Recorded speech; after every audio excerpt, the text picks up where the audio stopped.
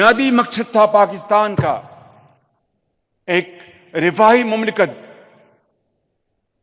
Social welfare state, جہاں پر سب کو مساوی حقوق حاصل ہوں گے، محنت کر کے معاشرے میں ترقی کر کے اپنا مقام پیدا کرنے کے لیے میں سمجھتا ہوں کہ وہ منزل ہنوز دور ہے۔ اور دانش اسکول میں جو ہم نے پورے پنجاب میں اس کا جال پھیلایا، اور آج الحمدللہ بطور خادم پاکستان کے یہ دانش اسکول اب گلگت بلتستان میں بن رہے ہیں، یہ دانش اسکول اب آزاد کشمیر میں بن رہے ہیں، یہ دانش اسکول اب بلوچستان کے سنگلاخ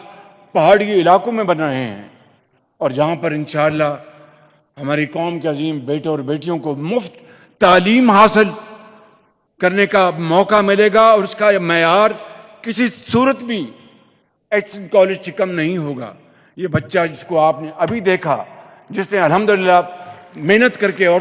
کس کا بیٹا؟ ایک مزدور کا بیٹا۔ میرے بزرگوں، بھائیوں اور بہنوں اور عظیم اساتذہ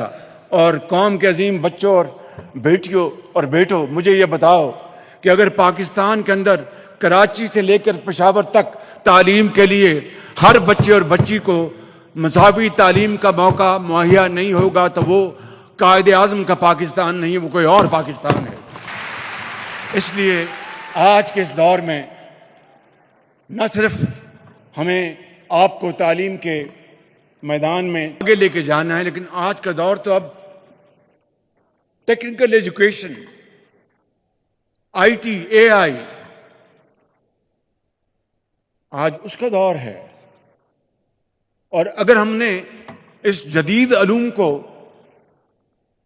اپنے سفر میں شامل نہ کیا تو پھر ہم ترقی کی دوڑ میں بہت پیچھے رہ جائیں گے۔